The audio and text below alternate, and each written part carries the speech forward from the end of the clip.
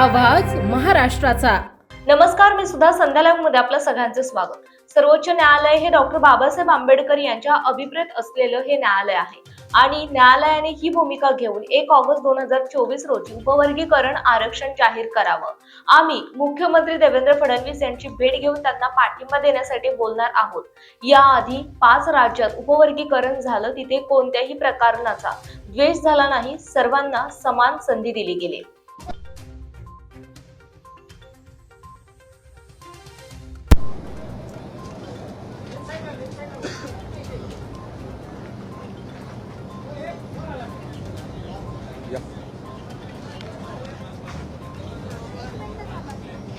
करू सुरुवात सर, आज एकीकडे सगळ्या उपवर्गीकरणाच्या विरोधातला मोर्चा जो आहे तो विधान भवनावरती येऊन धडकणार आहे, तर दुसरीकडे आपण मात्र उपवर्गीकरणाच्या पाठिंब्याची भूमिका घेत आहे।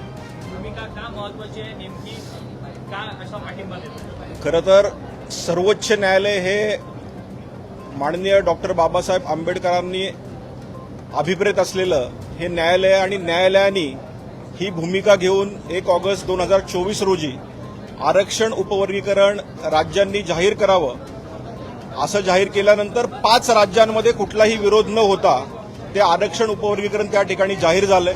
वंचितातल्या वंचितांना हा न्याय मिळण्यासाठी हे आरक्षण उपवर्गीकरण लवकरात लवकर जाहीर करावं अशी आमची मागणी आहे। माझ्याबरोबर आमचे आमदार अंतापूरकर आहेत, या ठिकाणी सुनीलजी कांबळे पण येणार आहेत, त्याचबरोबर गोपालजी तुमाणे आहेत, असे अनेक आमदार या ठिकाणी या उपवर्गीकरणासाठी पाठिंबा देतात। उद्या पण आम्ही माननीय मुख्यमंत्र्यांची वेळ घेऊन या उपवर्गीकरणाविषयी पाठिंब्यासाठी आम्ही त्यांना बोलणार आहोत। धन्यवाद।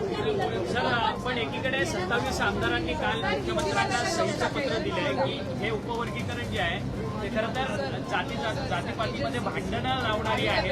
एकसंघ असलेला कुठेतरी अनुसूचित शेड्यूल कास्टावर पुन्हा कुठेतरी जातीपातीमध्ये विभागला जाईल आणि पुन्हा समाज द्वेष निर्माण होईल। तुम्ही लक्षात घ्या की याच्या आधी 5 राज्यांमध्ये उपवर्गीकरण झालंय, तिथे कुठलाही अशा प्रकारचा द्वेष निर्माण झाला नाही, सगळ्यांना समान संधी मिळाली।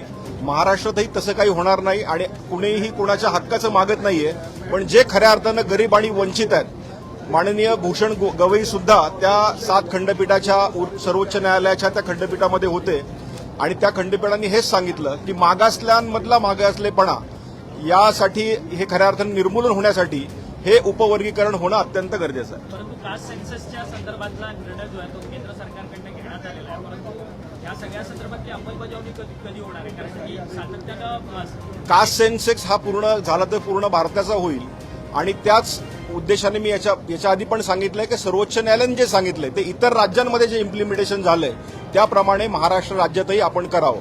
धन्यवाद।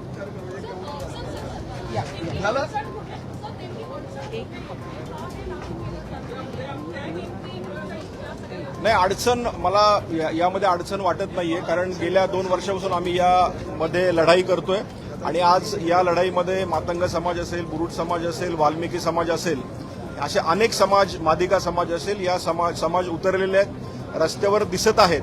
अनेक खरं तर जिल्ह्यांमध्ये मोठे मोठे मोर्चे झालेले आहेत। मला याच्यामध्ये अडचण येईल असं वाटत नाही, परंतु हे लवकरात लवकर करावं म्हणून आमची ही भूमिका आहे। ताज्या आणि महत्त्वपूर्ण बातम्या पाहण्यासाठी आजच आमच्या संध्या लाईव्ह न्यूज चॅनलला YouTubeवर सबस्क्राईब करा आणि बेल आयकॉन प्रेस करा।